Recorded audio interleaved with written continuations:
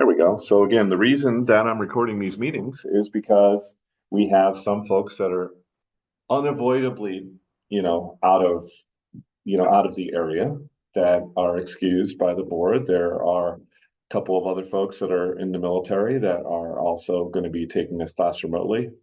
But we'll be back in time for football season. And I'm also trying to generate a library of, I guess, training that we'll look at in the off season and see, get some more feedback and see if we can improve it, or maybe I can make YouTube shorts and things like that.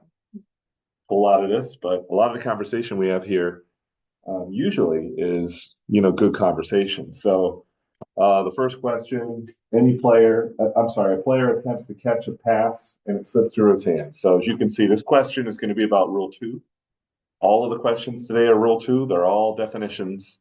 I hope that at this point you guys have had a chance to review definitions on muff, fumble, defenseless player, and some of the other categories that I've asked about before. Now, again, these are always open notes, and so is the final quiz. Okay, so we got two answers. Anyone else want to take a shot? Muff, fumble, bat, or kick? No, once you choose the option, yeah, and you click next up there, then it will automatically forward it. All right, we have enough. Let's take a look. All right, great, 100%. Again, you can have a muff anytime the ball is loose. Can't have a fumble. Talked about that last week. Okay, number 2, a player on the defense intercepts a pass and then laterals it backwards to a faster teammate. Is this a muff, a fumble, a pass, or a bat? That actually wraps up multiple terms that are in Rule 2, such as intercept.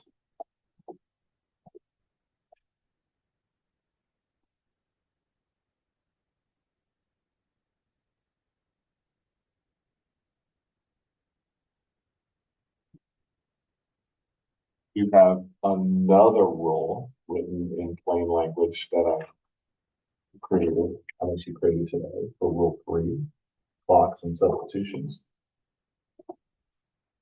I'll be handing that out today. Should have enough for each of you guys to get a copy.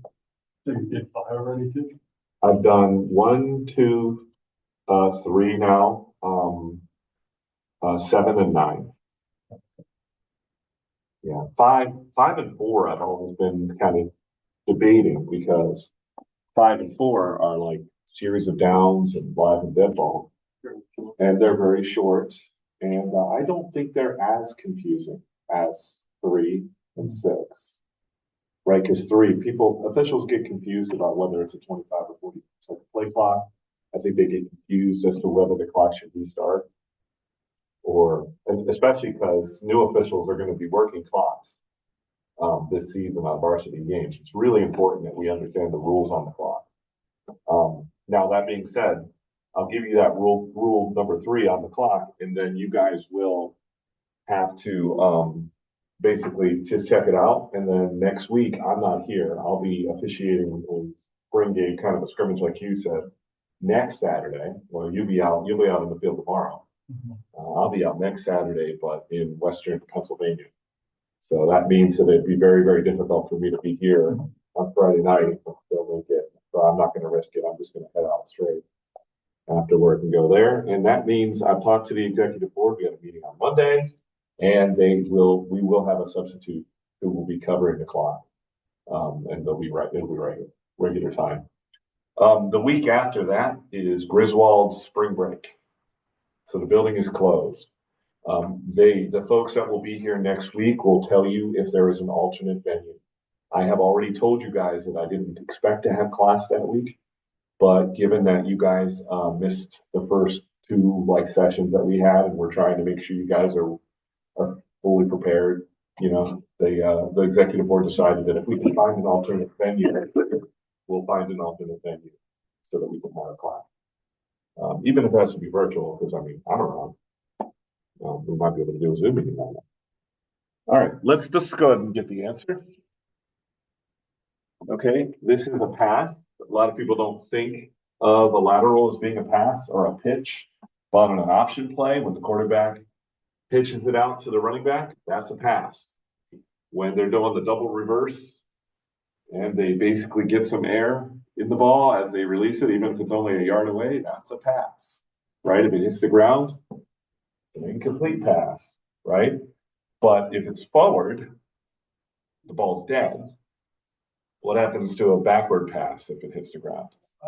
It's live, right? We often coaches and spectators and even officials will say a backward pass hits the ground, it's a fumble.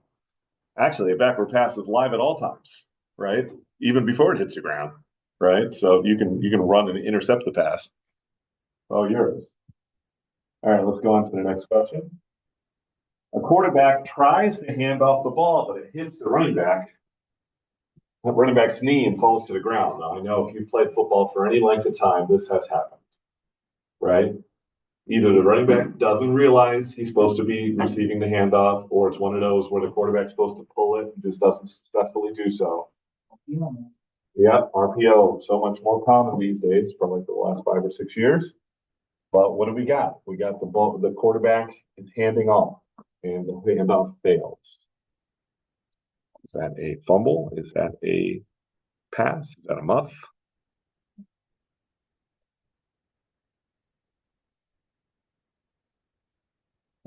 We got two. I want to get one more answer if we can. Oh, there we go. All right, so it is actually a fumble, and that's because the quarterback had possession. And in football language, the quarterback is a runner. Anyone with possession of the ball is a runner. And the quarterback failing to do the handoff means that the quarterback fumbled. So even if the running back is responsible, even if the running back plane knocked it right out of the quarterback's hand, the quarterback is the one in possession. So the quarterback has fumbled the ball. That's that question. Now, it's one of those push passes where the quarterback took the snap and kind of just immediately released it to a guy who's cutting across.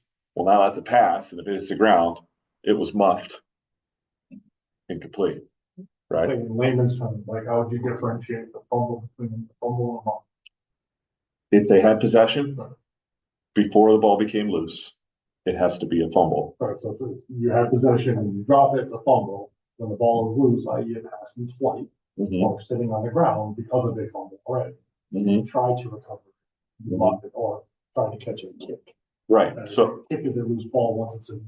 That's right. And most people think, right, exactly. A kick that is not possessed, I think we all understand. That's where the broadcasters on TV will yell about muffing, right? Yeah, now you think right, exactly. We know that you can't advance, the kicking team can't advance a kick, right? A broadcaster will often say that they can't advance a muff. But if it's a muff fumble, they can, right? If they intercept a muff pass, sure they can. If it's a backward pass that was muffed, anyone can advance, right? It's the kick that can't be advanced by the kicking team if it's beyond the line of scrimmage. Oh, I went too far. Okay, receiver is airborne. He realizes he cannot catch the ball and land inbounds. This is one of those acrobatic plays that you see on the highlights. He's in the air, he's going to land in the team box, and he's acrobatically going to redirect it. And his teammate's going to catch it instead, or maybe not catch it, but either way, the act of redirecting the pass so his teammate can catch it instead is that a muff, fumble, back, or pass.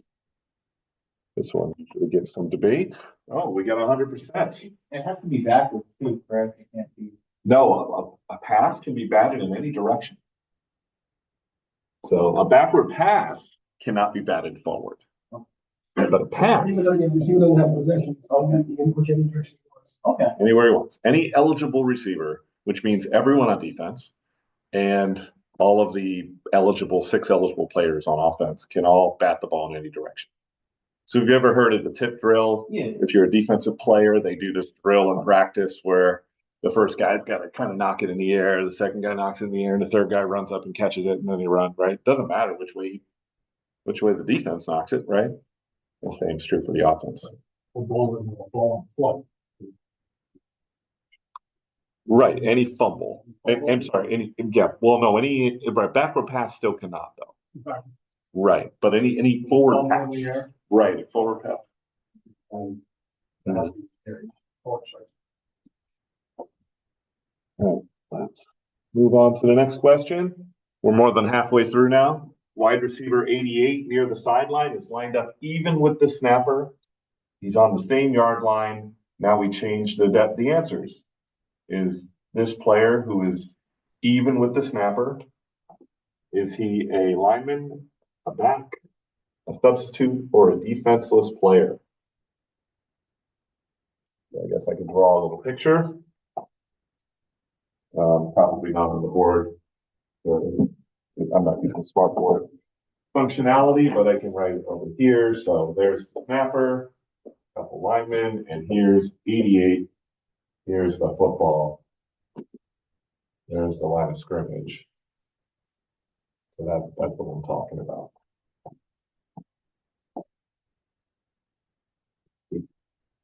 Near the sideline, lined up even with the snapper.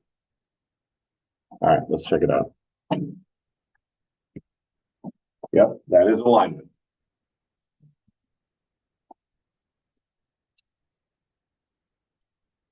All right, next, wide receiver number 88 lines up with on his own 48-yard line.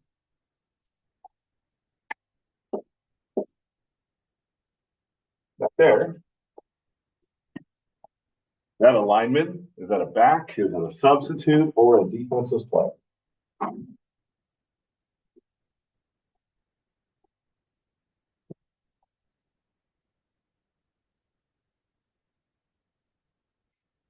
Yep, that is a back. So now he is one of the how many backs? 4, right? They can only have 4 players in that position, as we learned last week. Right, and 88 is the widest guy. Pops pointed out, we're going to punch that receiver back, right? To help our partner across the way. No. Exactly. 3 more. Number 7, a running back lining up. Running back is running with the ball and is tackled from behind. So, is this running back who is tackled from behind, is he defined as a defensive player or not a defensive player? Now, this is in Rule 2. There is a list of player designations that those players are listed in section 32 on page 22. And if you look there on page 22, you'll see that there are a number of different player designations. And if you go forward all the way to Article 16, I have a sentence with a helpful list. So, defenseless players include passers, kickers, holders, receivers focused on catching a ball, a runner who is already wrapped up, players that are well out of the play, and anyone getting a blindside block. That's the short kind of commonplace definition. In the rule book, you'll find them in a listed way, right? Is that right, Brian? In the rule book, they're listed kind of A through G or something like that. All right, let's take a look. In that list that I read, none of the designations included a runner who's still actively in play. So runners, unfortunately, can be hit from any direction. They don't get any protection. You can't trip them though, right? You can't do the leg whip thing. Yeah, my phone. Use a horn collar. No, you can't. No, you can't horse collar, can't face mask a runner, right? Obviously, you can't target by leading with the crown of the helmet, right?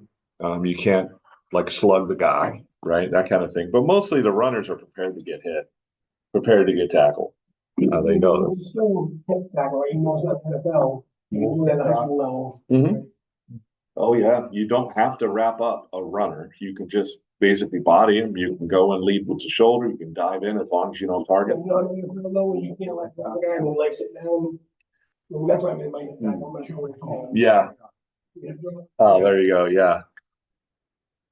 Well, what I'm never gonna tolerate though is the pile drive move after the player's clearly stopped, and that is a defensive player in the list. Is a runner after progress is clearly stopped. He's wrapped up. plays over, now someone can't have a free pass to come and light them up. You can't just lift them up and then dump them, right? So that kind of thing is still now they become defenseless again. All right, how about a kicker who is not yet returned to the ground after kicking the ball? Now, I know in Wyndham you guys had punters, right? You didn't go for it on fourth down all the time. Here sometimes there are coaches out there that don't believe in punting. Yeah. Nobody quite like Dan Campbell. All right, yes, punter is defenseless. And what's nice is that roughing the kicker rule that has always been around for a long, long time basically got included in the defenseless player rule. So for the same reason that a kicker is defenseless, so is a receiver who's concentrating on making a catch, also a defenseless player. All right, a middle linebacker who receives a block from outside his field of vision. This is the key phrase, field of vision. So if I'm running this way and I'm tracking the running back, right, and I get hit in the chest, is that my field of vision? Nope, because I'm focused on the running back, right? If I'm pursuing on a punt return, I'm pursuing, right? We'll often see a guy come all the way from the opposite direction, right, and try to take the guy out. Bonus points, we all get that one right. What kind of block is that? What's the definition of that block? Well, what's a term for a block that happens on this linebacker who is defenseless? It's a blindside block, exactly. Exactly, which has kind of a weird signal. You kind of give yourself a fist bump. So the signal for referees is, you know, personal foul is a blindside block, and you point whichever direction it is. All right, so that is the questions. Any questions about anything else that you guys have come across thus far? All right, great. Okay, so I will close this part down and we'll get back in the presentation now. Ken Danowitz last week talked about flag mechanics, and I'm not one to, you know, criticize somebody when they're in the middle of presentations. It's just not a good look. But I will say that we discussed it at the executive board meeting. So I don't have a flag on me. It's kind of a myth on my part. But let's say, you know, this rag here is my flag. One of the things that we do is we throw it at a location where the foul occurred. In the case of a hold, a blindside block like this, a block in the back, any fouls that happen during the play, you know, you have a face mask, we kind of put it over in that spot. So there's no reason to launch it high in the air because you want to accurately arrive at the location of the foul, because a lot of times that's where we're going to enforce the penalty from. So we do that. But what about false start? Encroachment. Where are we enforcing that penalty from? The line of scrimmage, right? Doesn't matter where anybody's standing. It doesn't matter how far the guy ran offside. It's irrelevant, right? So in that situation, we do throw the flag upward. The other time we throw the flag upward is if it's a foul at the snap that lets the play go. Have you ever heard of the free play? We do. But the only time really you have a free play for the offense is if the defense is late getting off the field. Okay. So substitution infractions, basically. The defense has lots of free play. So illegal motion, illegal shift, illegal formation, wrong numbers, all that stuff. The play still goes and your flag goes up in the air. It indicates that foul occurred prior or at the snap. Right? If it's prior to the snap and it's a dead ball foul, like a false start, you also blow your whistle. But in the case of like the directions, you know, this way, that way, the consensus in that meeting after we discussed it with the better officiating commissioner is just send it upward, and then you can move it afterwards. All right. So after the snap, and I'm gonna bump back a couple slides because I just want to share that slide. So This is what I'm talking about here. So a live ball foul, we want to hit that spot directly. It's a dead ball foul. We want to fly it up in the air. Everyone should see it. It stops play, accompanied by a whistle. The only additional, like part C, which is not pictured here, is there's the live ball at the snap foul. Live ball at the snap foul 5 in the backfield, for example, straight up in the air, play goes. You don't blow the whistle on that one. Questions about that? Okay. All right. Well, we talked about pre-snap and sort of what happens before the snap. Now let's talk a little bit about what happens when the snap occurs. So we have running plays that are coming to your side or away from your side or right up the middle. If they're right up the middle, both wing officials move the same way. You move with the play. A lot of officials like to start in a horizontal facing the field position and keep it. And so they'll kind of slide, right? Some guys are real comfortable kind of bouncing a little bit. I don't prefer bouncing. I prefer to keep my eyes kind of level. So personally, I actually generally just, walk. The runner's kind of making his way through, cutting back and forth. So you don't have to sprint. You don't have to be even with the runner. You just have to know where the runner's forward progress is stopped. So it's important that you also see all the action around the runner, that you see the blocks. But if the runner's coming at you, you don't want to be close to where he's tackled, right? So that's going to be a very different kind of motion. In that situation, you're going to hang back. And if it's coming right to you, you're going to even hang back, like you're going to drop into the offensive backfield. If it's going to the other side of the field, your partner may be dropping back. Now you need to go down the field while your partner's standing back. So if you drop back because you're letting him run by, no worries. Your partner's got your back. He's going to be keeping mostly even with the runner over there, right? He or she. But when that runner's tackled, the play's over, you make your way down the field. And we'll talk about that in the field sessions, but you are going to even with that partner official on the other side of the field at the end, but you're not going to be in the position where you're going to be knocked down. So let's take a look at this first play and let's see what kind of play this is. Maybe I have to click it over. Oh no, it's right there. Good. So I'll play it and I'll back up. Did not do it. I'll hit it again.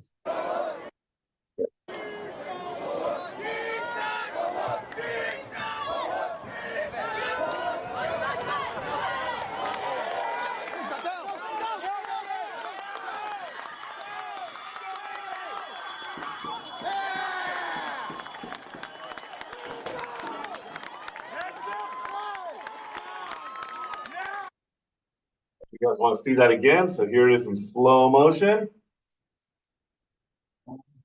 No elbow, no knee. No elbow, no knee. He only put his hand down, which is one of the drills we do in practice too, right? You can have your feet in your hands and be touching the ground all you want. You're still not down. So in this play, one of the things you need to do is hesitate, right?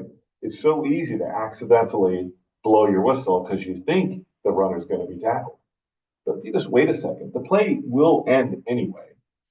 Your whistle will not instantly cause people to stop their momentum anyhow, right? But if he gets tackled in the backfield over there, it's pretty simple. You're still on the line of scrimmage, blow your whistle, mark the spot. We're good, right? But once that play starts to go, you're going to see that our official here is looking, not staring at the runner, but looking at potential blocks, right? Is this runner about to step on the sideline? Not right now, right? So let's take a look and let's focus on his movement. I think you're going to see he's almost fooled. Almost fooled it.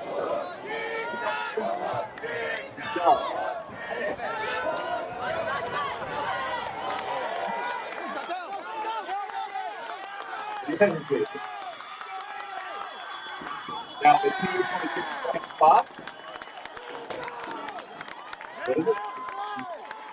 the other wing might have been able to help if he was tackled inbounds, but the other official could not see where he stepped out. So the question is, can he see from 10 to 15 yards further back where he stepped out of bounds? On a field like this with the big white line? Yeah. Let those players go out of bounds and then calmly.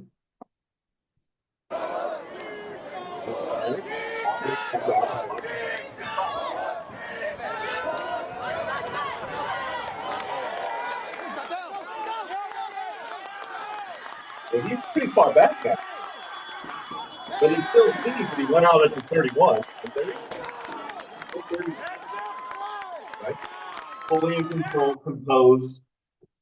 The only thing I would criticize is he danced around a little bit. I was gonna say, he probably moved too much to start. He could have just stood there the whole time and waited for a while. Exactly. Yeah, as a wing official, you're kind of like a middle linebacker. You're kind of reading and reacting, right? If there's no reason to move, don't. The last thing you want to do is take yourself inadvertently into a bad position and have to recover, which is kind of what he did, right? First, he kind of went into the backfield, and then he's like, "Wait, I want to be over here." And then it's like, "Oh, I got all those movements were kind of wasted because in the end of the day, he was back where he started." So, but it's really hard to do. It's very hard to sit and wait, right? Watch, sit, wait. You got to be very patient. Any other questions about that play? All right. Let's take a look at this play before I go into pass play.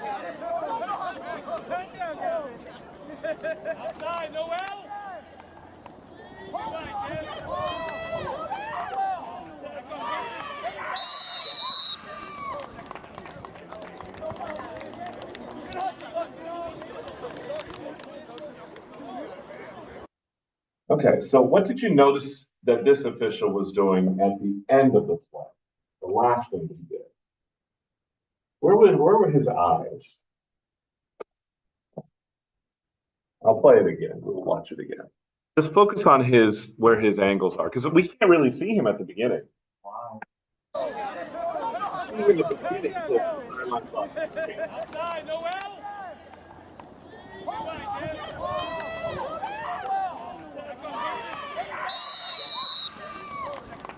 See his hat turn from right as he's killing the play. He's facing out of bounds. There are opposite colors in the team area getting up after going out of bounds, right? There's a question. Actually, I think there's a questionable hit near the sideline.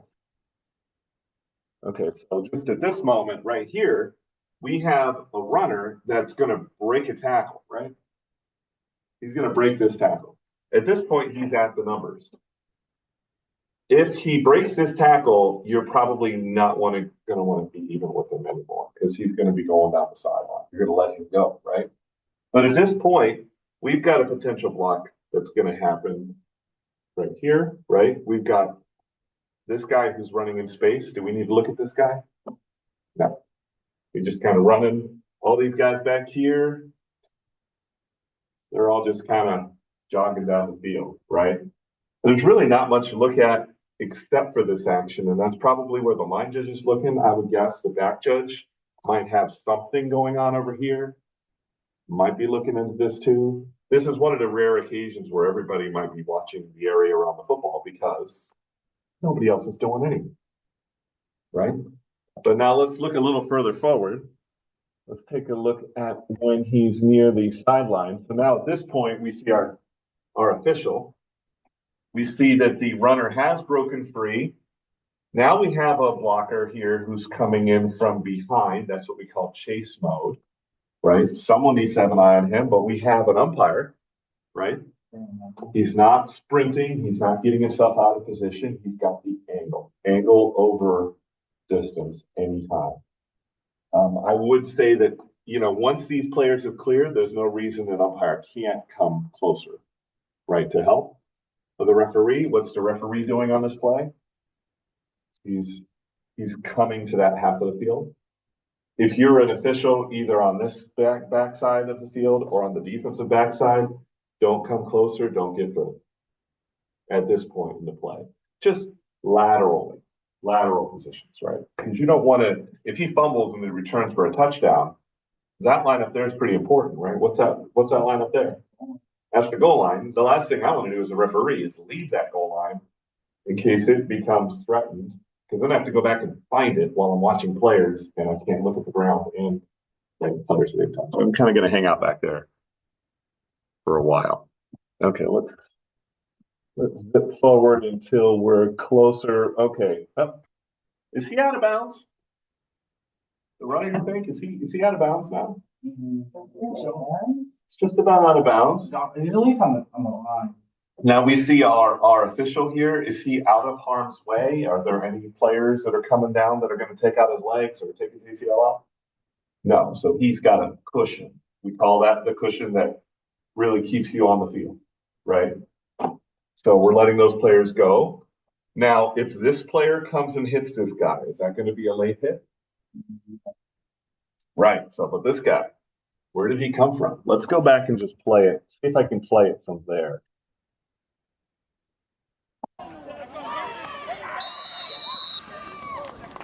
Okay.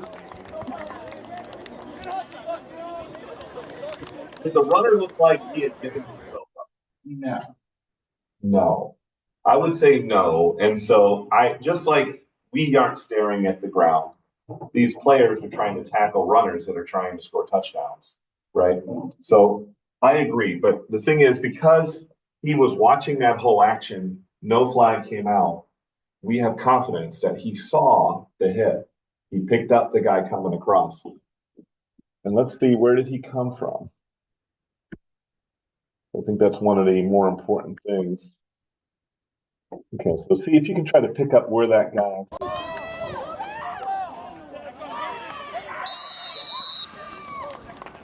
So now, you can't see what's going on there, but you can. Right? So if he wraps this guy up and then after they're well out of bounds, then picks him up and dumps him, now you have something, right? Then you have a foul. That's why it's so important to focus on the players. When there are opponents that are in the dead ball area, make sure that they clear and go back to their respective huddles. Make sure that they get out of there. That's why it's so important to watch. All right, let's go back to the slide, unless there's any other questions about that slide. Okay, so you see what I mean about giving that distance, letting the play get in front of you, and then getting up to the play.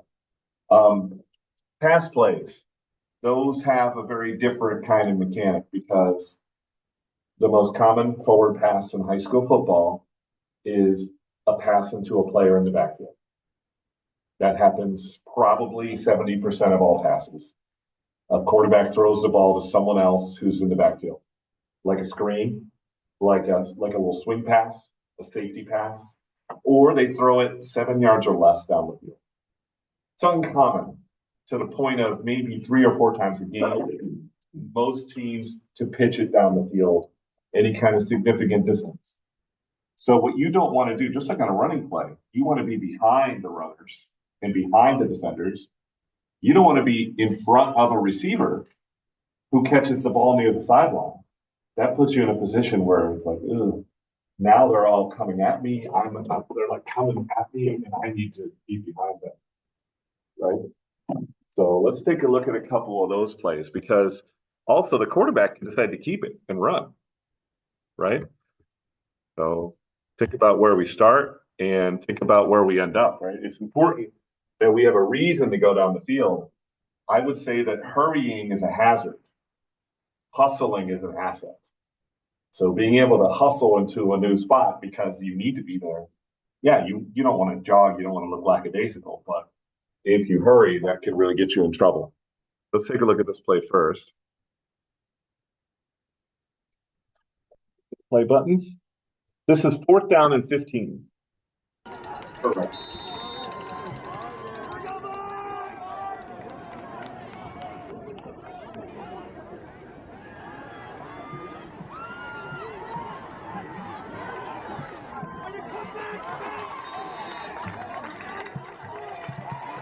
Lance pass complete to number 9, Spencer Guthrie. Great catch inside the no wrong 50 to about the 48. All right, we'll play it again. You guys want to see it again? Watch it one more time, full speed.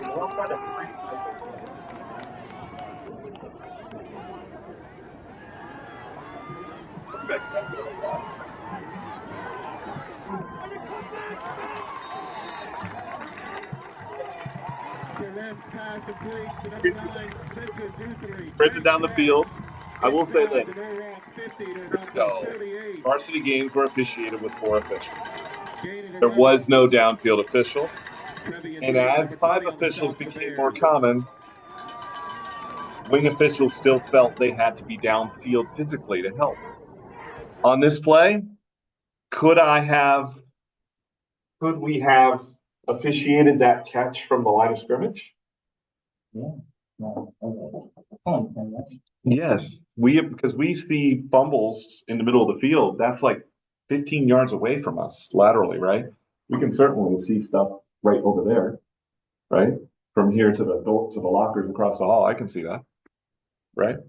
So let's just take a look and see if I can get that motion right there, because I think they show it in slow motion here at the end. One thing, well, look at the body language of the official. Is he in position to officiate? Or was he surprised? I think so too. And the other risky thing on this play is I saw the way the quarterback was running. he could have run. At any point. He could have absolutely run. Yeah. We'll play again in slow motion. But 8, not 15. Now, did his foot touch down? He's got to get one body part inbounds. Did you guys have any video evidence of him getting a foot down? Why not? That's right. The reference in the way. And the thing is, if I'm this close to Brian right now, I can see what he's wearing on his feet. I can also see his shirt without moving my head too much. But just imagine if I'm this close. Now I'm gonna see what he's wearing. I gotta look down like this, and then I gotta look up like this, right?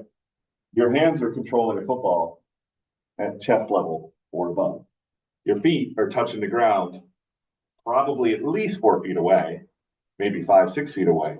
Think about the triangle, right? So your vision has a limited range of being able to see. We're not iguanas or chameleons. We don't have eyes that can kind of move like this. So we actually have to be at a distance to kind of reduce the pixel size, I guess you could say, right? To be able to see the whole player at once, right? So when you're this close, I would say he's got nothing, and then he does something. He makes a signal, which is not approved in high school football, that indicates that he has a catch and he's confident. Did you see that signal? Oh, wow. He went like this. Don't make that signal. No need. If it's a catch, he's out of bounds. We kill the clock, right? First of all, it's 4th down. The next play is going to be on a snap anyway, because if it's a first down, we're stopping the clock. If it's a first down for the defense because they didn't make it, we're stopping the clock, right? If it's incomplete, we're stopping the clock. So you can always just stop the clock, right? Even think about it a little bit after you stop the clock, right? Never do this, because might have somebody else on the crew who says he never had it and comes in doing this. I had that happen down at Fitch, and we had an official who was on the end line, and the ball came in, and he was standing like here, and the receiver was here. Looked like he kind of had it go into his hands. 4th down play, critical play for Fitch. They're down 6, and he makes this unbelievable pass, and the kid rolls down into the back of the end zone and stands up and has the ball. That judges this. The wing official clearly saw the ball was on the ground. The kid rolled over it and then picked it up, right? So now you got no, right? So if you're close to the action, take a look at your partner. right? Somebody else may have a good look, right? If somebody else is going, no, no, no, we're all incomplete. Pretty much incomplete. That person is not going to be doing that unless he saw ball on the ground. All right. And the next thing is, yeah, I think it was pointed out right at the beginning. When you read pass, hold. Make sure that it's not a pretend pass like a screen, which is so much more common. Receiver fires off down the field. The linemen kind of go up like a pass block, and then they let the defensive guys go by, and then they go down the field, and meanwhile you're down the field. But if you just hold, the runner is going to be possessing the ball behind the line of scrimmage, just like a runner, any runner. Now it's just basically a running play with the ball loose in the middle, right? So those kind of plays happen a lot more often than even passes like this. This is kind of unusual. And yeah, I think we. And in this high school game, you're gonna have a back judge back there too to help on those plays down. Yes, exactly. Like in this play, for example, we're going to see here at the old Hyde Field, which is now the South Campus of Woodstock Academy. But before it was the South Campus of Woodstock Academy, it was a private school field. We'll see that play in a minute. And I just, if you're too close, like I said in the beginning, you can't see all the parts you need to see. So let's see how we are on this play down here. And I apologize. I guess whenever I'm zooming, it skips a little. But we will get a steal and look. Jake takes a snap, drops back, looks, has Jordan Knight. Nice catch by Jordan, here's inbound. What a throw by Vasquez Foley, skirting the middle. Down to the 50. Was he too close? No. Okay, I'll play that last bit again. He's where he needs to be because you don't see him, right? But at the end of the play, you see him. There he is, right? Pretty darn close. Pretty darn close. You see the foot? Right there. And there's green grass between the foot. And he's clearly got control, right? You only see that look if you're far enough away and you're also on the sideline, looking right down the sideline. You can see hands and feet. One of the acronyms we learn in college football is that football is pronounced football. So you need to make sure the feet are in bounds and then observe if they've got control of the football. I would argue if you're far enough away, you can probably get both. But that being said, this is not easy, is it, right? Super slow-mo is not available to us in high school football. So that's why football is such a useful acronym, right? Make sure he's in bounds first, because if he's not in bounds, it's incomplete, right? All right, let's take a look at the next slide. But I really like that play because I think he did a real nice job of keeping his distance, basically. All right, so that's running and passing plays. That is 90% of what we do in high school football. It's running and passing plays. The other aspects are the most dreaded aspects, the kicking plays. We're going to put those aside just for the time being. Let's think about like the normal, what you're watching on TV every day football, the snap and the line of scrimmage, right? But the thing that we didn't talk about when I took this class is how do you even arrive at the field? How do you even do a coin toss? What do you do on a kickoff? Like, where do you stand, right? Because we only think about, I snap the football, the quarterback gets it, he throws the pass. We think about those plays, but all the other stuff that happens is when we really make our mark. It's the other times that officials are noticed if we're not in the right place. So before the game, in a youth game, you need to be there about half an hour before on the field. Why? Because I was at Groton and there were these fences around the restricted area because fans kept coming into the end zones to sit with their chairs. So they put these fences around. The fences were about 3 feet tall. And the top was not padded or rounded or anything. It was just a spike. And I guess they were trying to keep people from getting over it, but players are going to run into it. So we had to take it all down completely. It had to be removed. It was a dangerous fence. Now, Groton also has a sinkhole at about the 5-yard line on the home team, near the home team sideline, but not off the field. It's in the field. To the point where, you know, when they did extra points, they always went to the other side of the field for the extra point. It's good to know this before the game starts, right? You don't want to be caught off guard when a kid basically goes and stumbles because of that thing called. You want both coaches to be aware, right? So we got to check the field, check the chains. Remember last time I told you guys about my hat, right? How many times, Brian, last year did you get to a field and had a chain malfunction or had chain issues when you started the game? Yeah, once or twice, maybe two. Yeah, that's enough for me, right? I mean, working even college games, I had my first 2 games of the season, the chain broke during the game. And like all of a sudden I look at the chains and they're like 15 yards apart. I'm like, that's not right. Because the guy pulled it and he just pulled it. And it came loose. He just kept walking and put it down where he thought, I guess. You know, their chain was completely busted, right?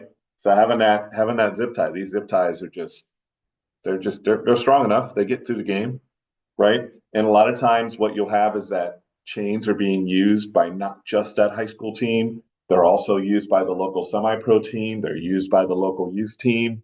People don't properly care for them. And they get left out in weather and things like that. And you end up with needing repairs. But asking the trainer, who may not be there in a youth game, for tape, nothing beats a zip tie. You also need to check to see that the yard markers are in position, which means way off the field. You know, the big pillows, they're orange, bright orange with stenciled numbers, 20, 30, 40. They love to line them up right on the sideline so that you can trip on them when you're trying to run down the field. So you just get those way the heck back, especially near the goal lines. Near the goal lines, you don't want to be next to the pylon. You want to be back away from the goal line so that all the players that are coming to stop that kid from breaking the plane don't run into you. You got to be back. So that pillow, you don't want to have to step over it to signal touchdown. But you get that thing out of there because honestly, I don't know what the yard markers are for. Most fields already have the numbers on the field.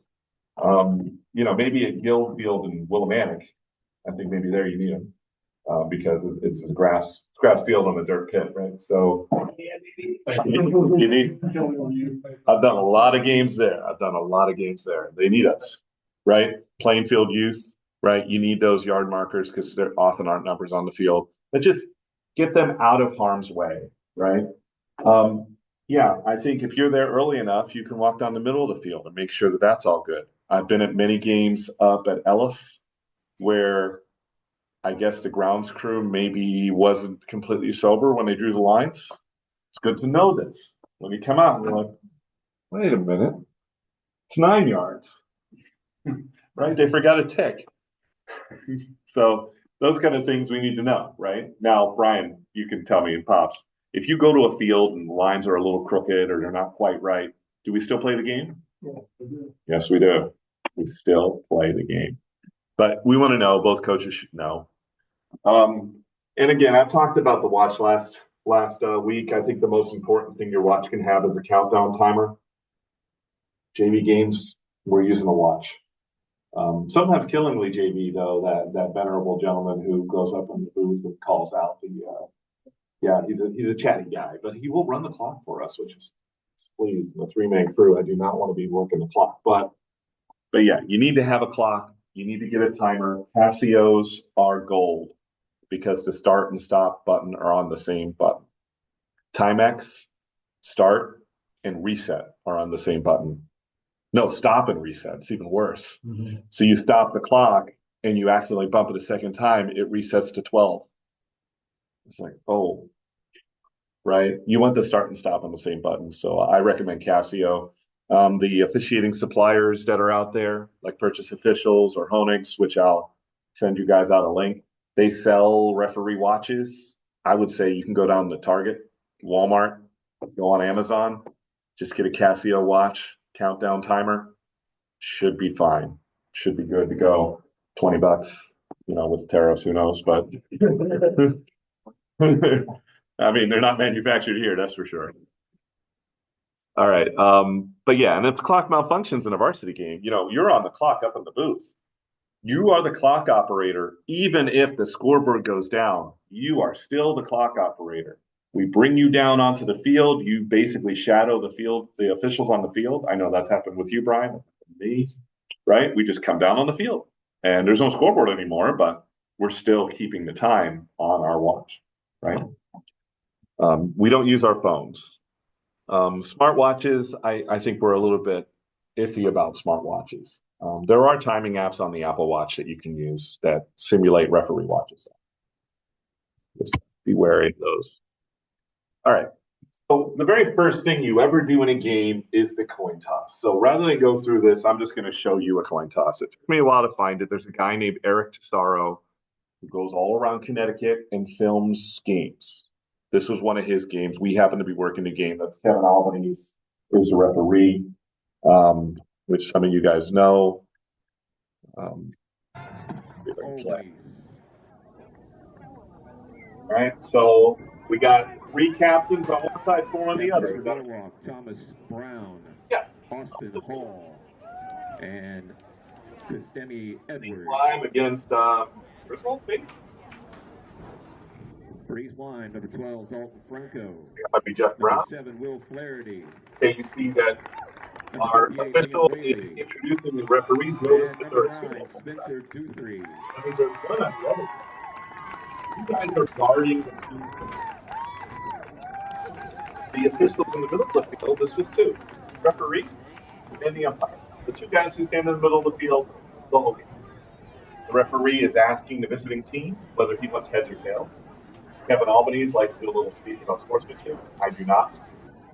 Optional. The only thing you have to do in a coin toss is a captain. His line is 1 to toss. Tails. What is your... They're Now, this deferring to is the Frank, second half. but now we're going to see he is addressing the options. His positioning. The wing officials on either side are recording. Why do we need to record them? For halftime, exactly. Second half, the other team has the option.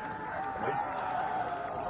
Now they come back, and this is also what we got to be looking at. That's why our official on this side waited.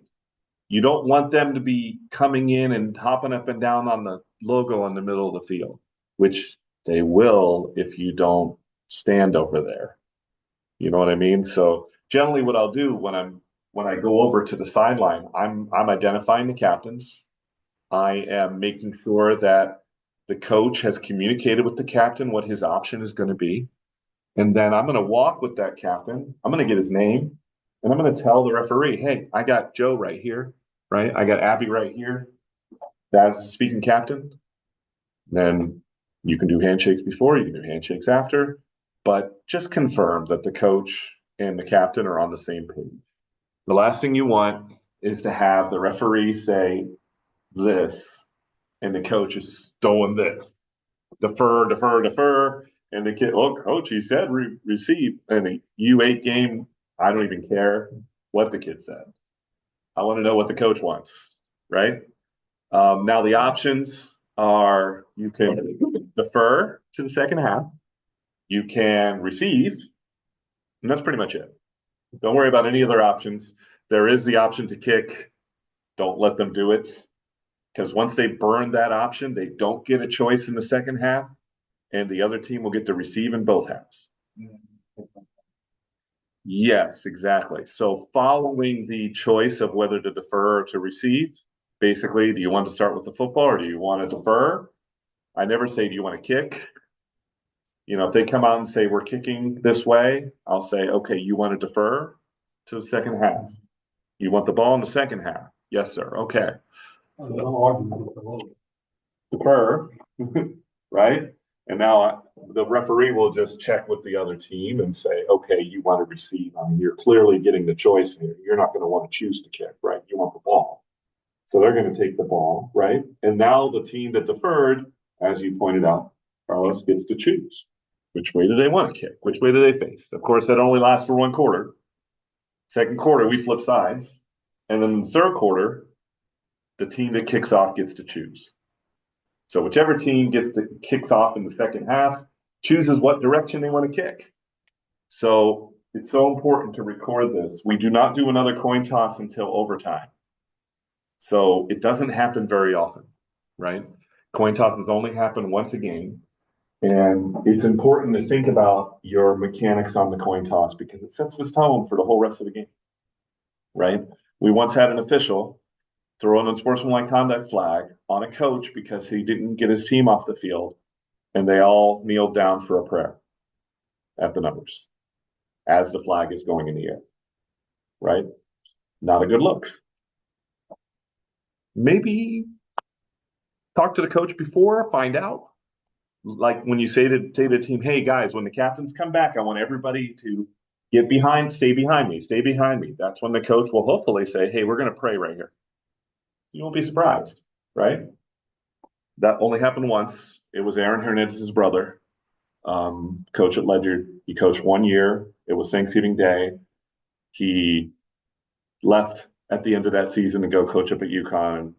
He's in other places now. I don't know where he is, but that was his last game, and he was on an unsportsmanlike conduct flag the whole game. You get one more, what happens? He would have been ejected from his final high school game, and that would not have been a good look either. But in any case. Two questions. Yeah. One on that, then wave the flag off once he realized you're saying a prayer? No, because he was illegally too far out on the field. He was supposed to clear the field after the coin toss. I mean, technically it was a violation of the rule, and the official had warned the players to stay off, and the coach kind of wasn't present at the time, didn't know, and just walked out on the field. And coaches hate inconsistency, right? He probably had been doing that prayer all season, and no one had done anything, and now suddenly, right? He was pretty upset. I was the referee in the game. He had a few choice words for me, but it's like, I'm going to go with my partner here. I'm sure he warned you to stay back, and you didn't. But then, of course, in the third quarter, with about 3 minutes to go, coach wanted to ask me a question. I didn't hear him, so he walked out on the field during play. And that should have been his second unsportsmanlike conduct flag. But I had banked in my head. I'm like, maybe the first one was unjust, so I'm just going to walk back over here, So there's some things you can do to officiate, and the spirit of the rule is important. But again, if we set it up on the coin toss on the right terms, and we give the coaches the ability to coach, and we officiate, and we don't look for trouble, we'll have a good game most of the time. My thing, Mike, is at the beginning, you pointed out how there was two officials on one side of the field and one on the other. What determines what side of the field has two officials and what side of the field has one during a coin toss? It's a great question, right? So the two wing officials are always going to go to the side they're going to stay on. So the chain side is going to be where the H is going to go. The L is going to go to the other side. The back judge typically goes to the side with the H. That's because on the kickoff, that's where he is. Mm-hmm.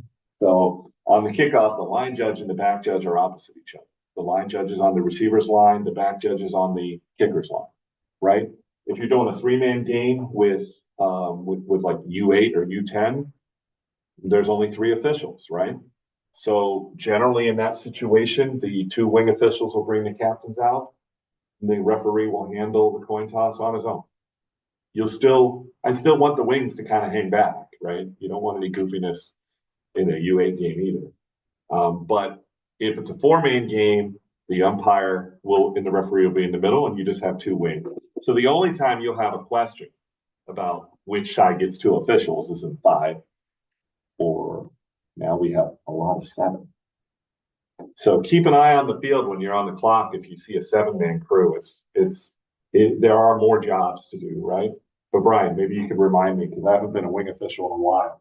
In a 7-man crew, the line judge and head linesmen are still where they're going to start the half, right? They go to where they're going to start the first half, right? And the wing official that's on your sideline is also with you, right? Yes. And where does the back judge go? Back judge goes to the opposite press box, so again, he's also going to start on that side too. So you'll have 3. The deep wing and the back judge will be at the numbers, and the short wing will be on the side. So it'll still be just the referee and the umpire in the middle.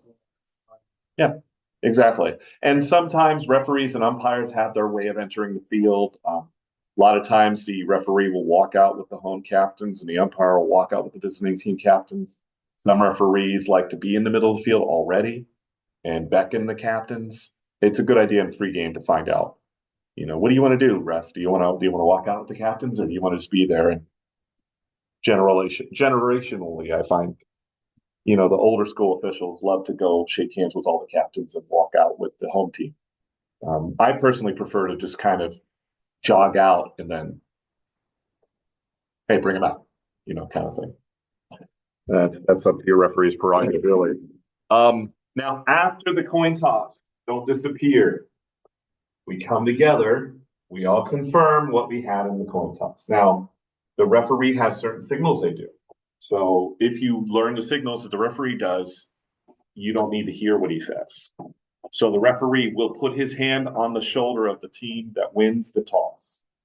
After he puts his hand on the shoulder, if he comes out and does this, you know that team he put the hand on the shoulder pad just won the toss and deferred. You can start writing, right? Now he's going to then address, right?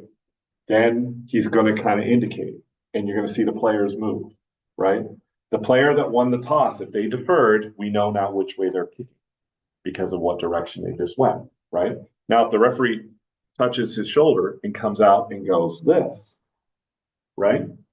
Now we know the team that won the toss is going to get the ball, right? A lot of times, though, that's going to happen after he's already told the players which way to separate. So if you see him put his hand on the shoulder and just say to the kids, okay, which way do you want to kick? And they just go, he might wait till they've already separated and then go like this.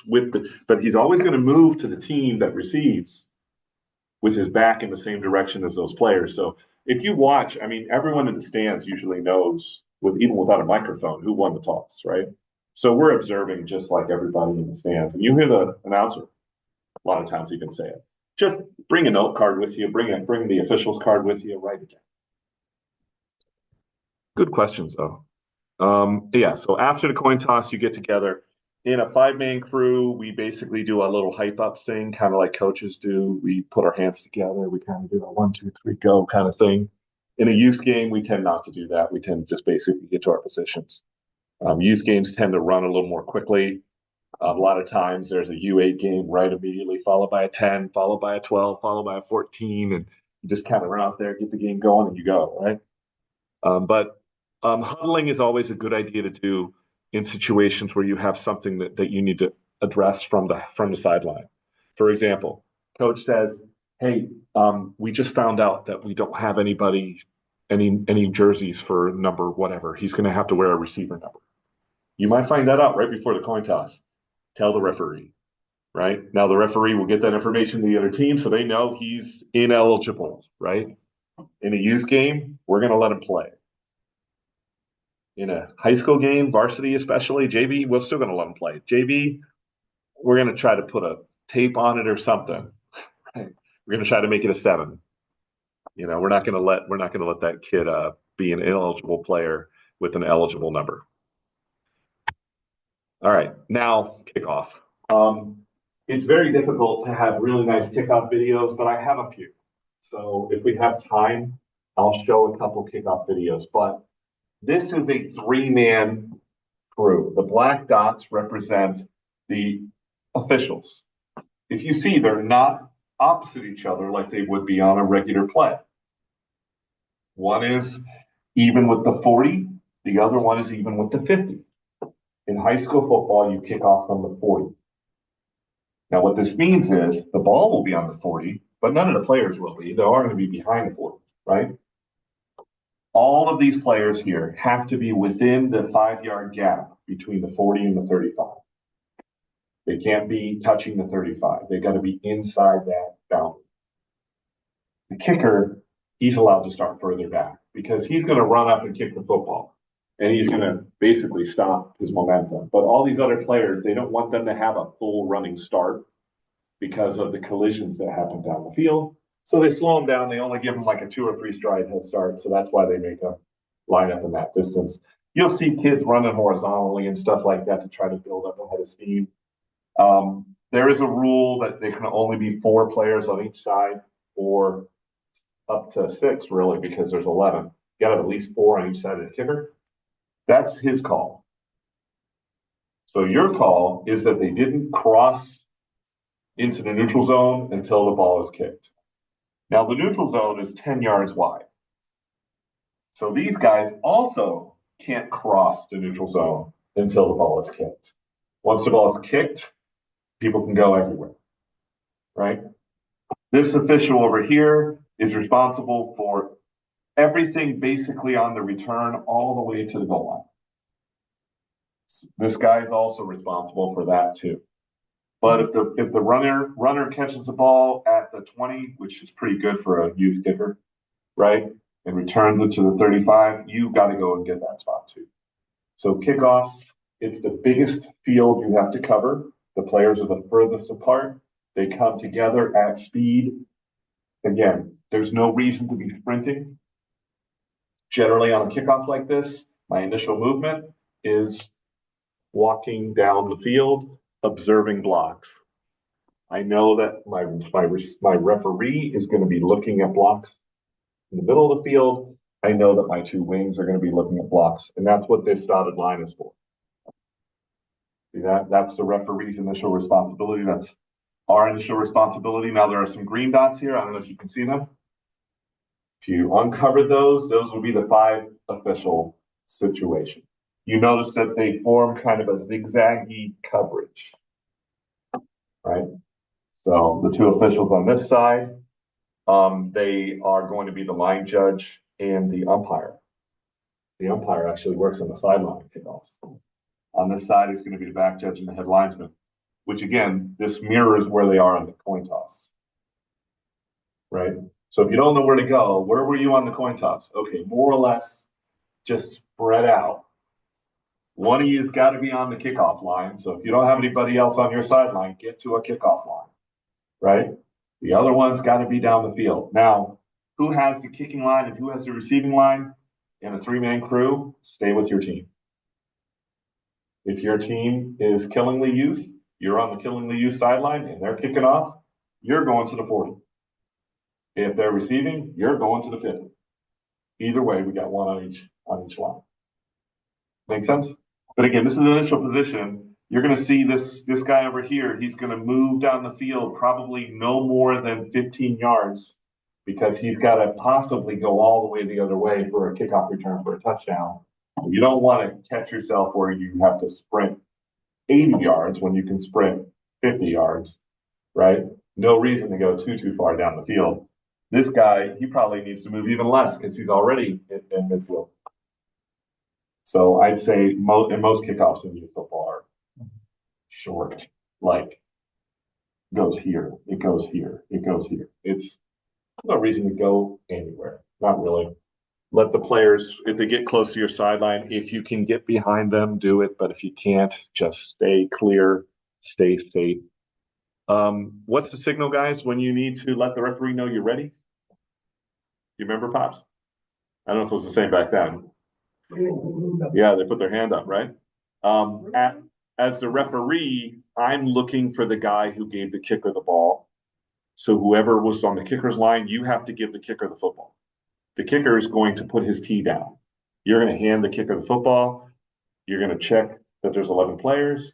You're going to run off the field. And when you get clear, hand goes up, and you're going to hear the tweet, because really the other official should probably already be off the field, right? I would say don't bother putting your hand up until you start seeing other officials put their hand up, especially if you're learning. But that's one of the biggest mistakes that young officials make is they forget to indicate that they're ready on kickoff. So don't forget. I even see veterans forgetting, right? And we have radios now in varsity games. I've been on the radio and I'd be like, hey, Brian, you ready? Brian, are you ready? Are you ready? I'm ready. All right. So one thing that we have to do a lot of times in youth football is we have to say, hey, guys, mouthpieces in, chin straps, right? I mean, some guys will even talk about don't block in the back. I don't try to give the kids too much to think about. Make sure you're buttoned up, make sure you're safe, right? All right, so after the kickoff, we hear that this is a deep kickoff, there's a football there. We see that these guys have moved down the field. Again, no further than this, definitely no further than this. But if it is this deep, then yeah, I think he does need to probably get a bit further down. I just don't don't plan on it, right? But if it's this deep and he's in trouble, he's like, oh man, he's in real trouble. Go help your referee out, get down here, right? Try to be there. If it's to your side and the ball is touched on an onside kick, you got to throw this beanbag thing at the spot. What can the receiving team do if the ball has been kicked? They can catch it, right? But the kicking team has rules. They can't touch it. It's got to go 10, right? If they do touch it, it's an illegal touch, which we call first touching. It's weird because you can have a second first touching and a third first touching and a fourth first touching. They're all first touching because the kicker has first touched the ball before they were eligible to possess it. So anytime the kicking team touches the ball before they're allowed to possess it, it's called first touching, beanbag to that spot. Why? Because after the play is all over, poor kid fumbles, the kicking team falls on it. We can say, oh, but wait, the kicking team touched it when they weren't allowed to. We can actually cancel the fumble and go to the spot where the kicking team touched it. Beanbag goes to that spot. So what I do on every kickoff is I've got a beanbag already out of my belt in my hand, ready. Because Griswold youth for a few years would onside kick every play.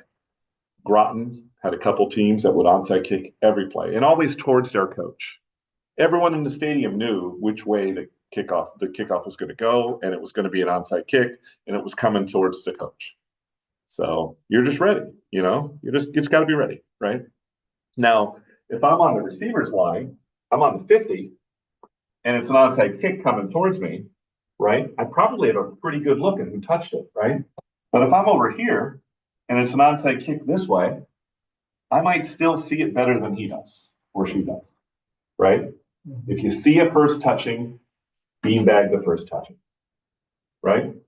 Now, there's some other things that can't happen. Kicking team is not allowed to block the receiving team until they're eligible to possess the ball either. They can't run the Mighty Ducks play and just blow everybody out and then turn around and wait for the ball to roll across the line. They're not allowed to block anybody. The receiving team has all the rights. So that is a yellow beanbag. That's a flag if they hit somebody before they're eligible.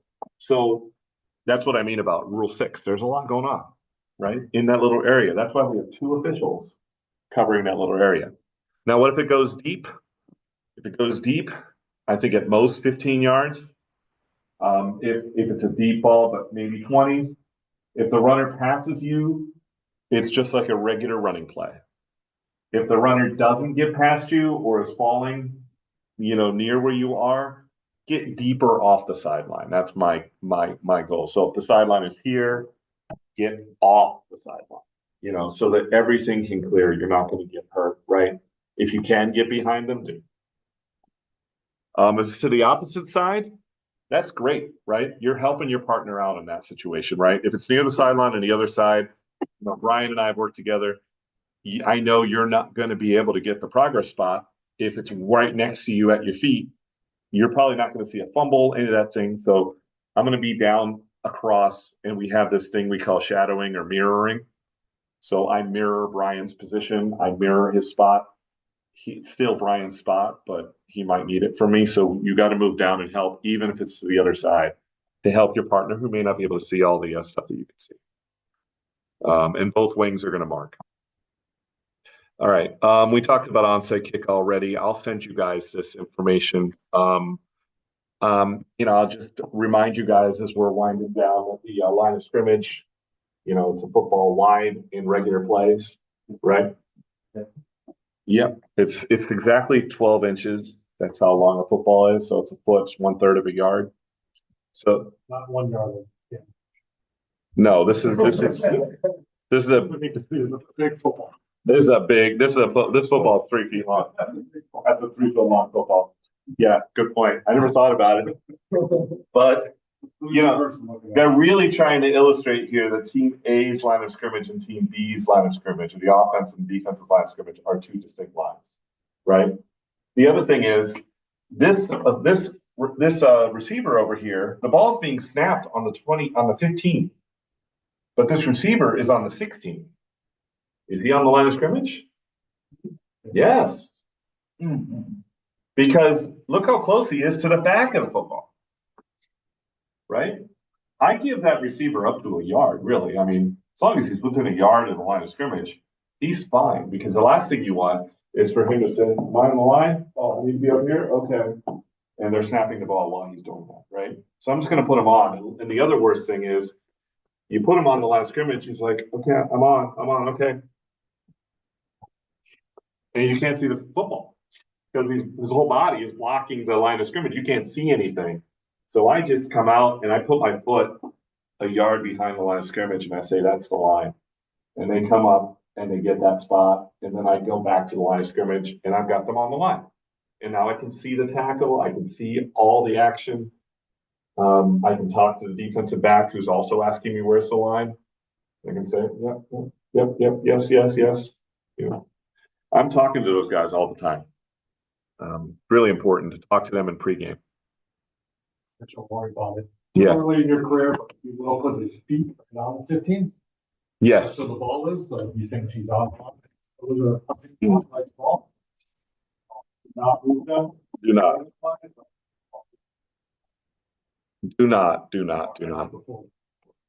Right. This is actually out of date. I'm leaving this here though, so that you guys have a phone number. So, just in case you don't have it, if you need to write it down. This is Ken Danowitz, the gentleman who was here last week. That's his number. That's his email address. He is happy to take communication if you guys have questions. If you can't get through to me, right? Ken will answer your calls. He will answer your emails and he'll get the information to me. Kevin Moreland, he was at that meeting too on Monday. He is the beneficiating committee. I've actually taken over this position. So I'm now the interpreter. So I'm really on here twice. Scott Banks was our previous interpreter. He's moved up in college football. So he's stepping back from high school interpreting. He is still one of the signers. So, I like to say this just as we're wrapping up here. This is the progression. In your first year, you're typically working wing positions, some high school JV freshman games. Again, wing positions. Not always. When you have a gentleman like Pops who's returning after a while off, right? You started there, but then they moved you to other spots, right? Brian, I know you worked some back judge in your first season, didn't you? Or did you just work wing? Mostly. Just wing. Okay. So that's why I talk to you guys so much about line judge and head linesman and how you move, because we tend to start you there. But sometimes we put you in other positions. So we will connect you with a mentor official at the position where the board really wants you to be working, training, right? You need to train up because every position is different, right? Now, in your first year, you're going to be working the younger ages, probably in youth football. In your second year, you're going to be working the 4-man larger and sometimes 5-man youth games, which 5-man youth games are great because you get a lot of training for varsity games. And you're going to get some varsity field assignments in your second year. Pretty much, if you clear the first year and you improve, you're going to be doing varsity games in your second year. That's how fast we progress in the ECFL, right? If you're uncomfortable, you're uncertain, you'll probably self-assess that you want to stay another year back in kind of this progression. And that's fine too. The worst thing you want though is to be working year after year after year and still finding yourself back in this position because you're not doing what you need to do. So remember, these classes are always available. You've got mentors you can talk to, but at the end of the day, fitness, role study, watching videos, thinking about mechanics, all of those things will keep you on the field in an upward momentum, right? So, I think I had a full varsity crew in my third year, at least. You were second year, you probably had 5 or 6, right? Varsity games. Varsity first year. Yeah. 1 or 2 games at the end of the season. Yeah. So by the end of the season, we were Thanksgiving Day, we might have 10 games. And we only have 60 on-field officials, so do the math, right? So you might be working on the field on Thanksgiving Day. If you do well enough to qualify, you'll definitely be on the clock, right? And beyond high school, certainly possible. Brian and I have done the junior college Division III pathway. I got to do a cup of coffee at D1 last year. I started in 2012. I worked a whole season at D1 last year, which was great. I worked Merrimack, and it was real sweet to fill in for an injured official. But I started in 2012, so you do the math from there. I'm 13 years in, and I feel comfortable at this level. I'm still learning, still trying to get better, still trying to improve. The higher level you get, the better you will feel talking to people, and hopefully you guys will come back and help educate and mentor new officials that come in years from now who can learn from your experience in your first couple of years. And it's not a bad thing to do youth games, because that's when you're gonna learn. That's why it's okay to make mistakes. We're all human, we're gonna make mistakes. So you want to get as many youth games as you can, that your schedule allows you to get, because that's how you're gonna improve as you get more. Yeah, and like I said, this is less as well. I'll leave you with, if you have a family member or friend or loved one, anyone, or a kid on the sideline, you can give $15 to or whatever. Have them film you for at least a series or two, and then take that film, share it with the mentor meeting. At the mentor meeting, those 4 meetings a year, just look at it yourself. Because there's nothing like video to help you get better, right? You can't really look at the mirror like we do, like when we're in aerobics class or something. You can look in a mirror, right, and see how you're doing when you're lifting weights and all that stuff. But that's when you see your form, right? It's the same thing. Cameras really help us a ton. It's hard for me to watch 2012 video, but I have my 2012 video. It's hard to watch, but it's important because I've come a long way, right? We all have. Any questions before we wrap up? Okay, let me hand the gift out. You guys can let me know if there's anything. This is the first year I've ever done a Rule 3. I have a short, like quick notes version of this. Oh, I guess I'll have to email you one. Let me see if I got another one for you, because I thought I got 4.